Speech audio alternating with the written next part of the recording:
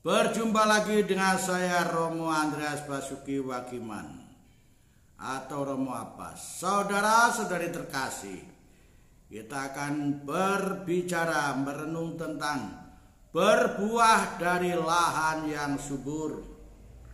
Di belakang pastoran paroki yang pernah saya layani ada lahan belukar dan jalan tanah keras. Sebagai anak petani, naluri saya bangkit. Semakku babat, jalanku cangkul dengan gancau, bongkahan-bongkahanku hancur lembutkan. Kotoran sapi ku tabur dan kacang panjang, bayam, cabai, kangkung, cabut, terong dan lain-lain ku tanam. Lahan menjadi subur, tanaman organik tumbuh baik, sehat dikonsumsi dan enak dimakan karena pupuk dan pestisidanya organik. Hati manusia bagaikan lahan, seperti air mencerminkan wajah, demikian juga hati manusia mencerminkan manusia itu. Amsal bab 27 ayat 19. Tugas para nabi bagaikan penabur benih sabda Allah kepada umatnya. Namun hati manusia tak selamanya bisa menjadi lahan yang subur, bahkan bagai padas yang keras. Musa menghadapi umat yang bersungut-sungut, Keluaran bab 15 ayat 24. Nabi Yeremia mendapati Raja Sedekia yang berkeras hati, 2 Tawarikh bab 36 ayat 12. Yeskiel berhadapan dengan umatnya yang membantah Allah. Yeskiel bab 18 ayat 25. Bangsa Nabi Yosua menyangkal Allah. Yosua bab 24 ayat 27. Sedangkan umat Yesaya mendebatnya. Yesaya bab 55 ayat 8 sampai 9. Yesus pun menjumpai orang banyak dengan berbagai jenis, tidak selalu yang subur, banyak humus dan lembut, tetapi berbatu, semak berduri dan jalan yang keras. Bandingkan Matius bab 13 ayat 1 sampai 23. Bertobat. Maaf. Benih bisa hidup, bertumbuh dan berbuah bila tanah diolah. Begitupun pada hati manusia. Allah mengubah hati umatnya, memberinya hati dan roh yang baru dan menjauhkannya dari hati yang keras dan memberinya hati yang lembut yang taat. Yeskiel bab 36 ayat 26. Maka yang bersungut-sungut menjadi manut, yang berkeras hati berubah menjadi lembut, yang membantah menyerah, yang menyangkal menjadi menyesal, dan yang mendebat akhirnya bertobat. Tak mungkin bisa berbuah tanpa lebih dahulu berubah. Berubah adalah proses yang tak sekali jadi, bahkan naik turun bagai spiral. Pertumbuhan mental rohani akan pasang surutnya ada, sedangkan perkembangan fisik jasmani manusia berproses linear. Dari bayi akan terus tua dan tak pernah mundur. Tetapi ada yang sama, sebagaimana badan yang sehat bila olahraga, demikian jiwa yang sehat ada olah batin. Tujuannya agar kita dapat memberi hasil dengan buah pikiran, perasaan, sikap, dan perbuatan kita yang lebih memadai dalam hidup. Belajar dari Yesus. Yesus menolak godaan selalu dengan menyebut sabda Allah sebagai pegangan dan penangkalnya. Ada tertulis Lukas bab 4 ayat 8 dan 12. atau ada firman, Lukas bab 4 ayat 12.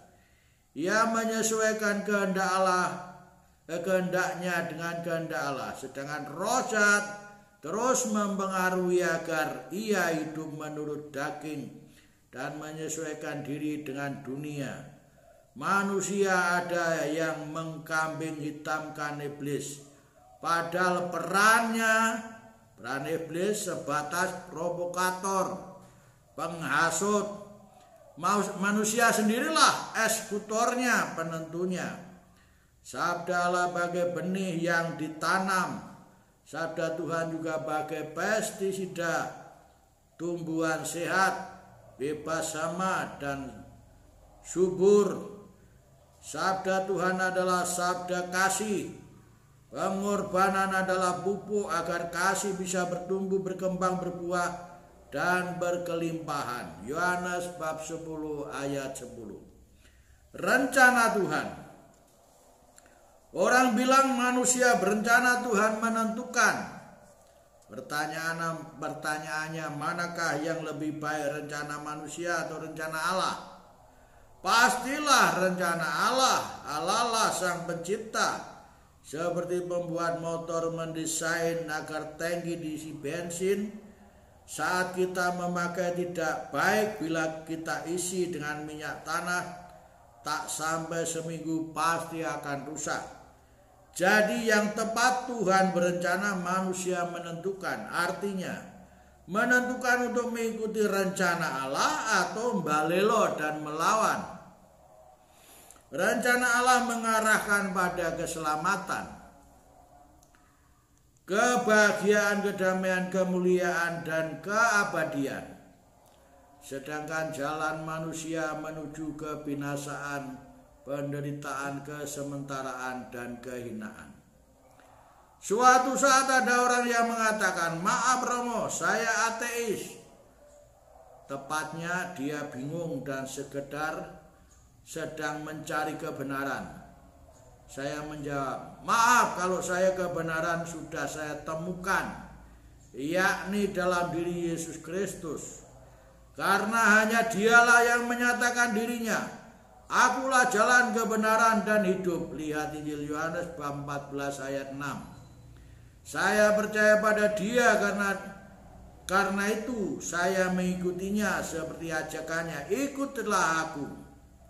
Katanya lagi berkali-kali. Matius bab 4 ayat 19, Markus bab 1 ayat 17, bab 2 ayat 14, Lukas bab 5 ayat 27, Yohanes bab 1 ayat 43. Saya percaya dia bukan pendusta. Tetapi apakah miliaran pengikut Kristus sudah benar-benar mengikutinya? Ya belum tentu juga.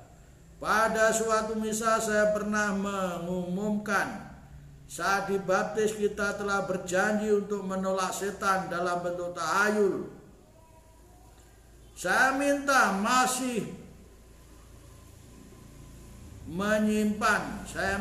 yang masih menyimpan jimat, tolong supaya diserahkan untuk dibakar.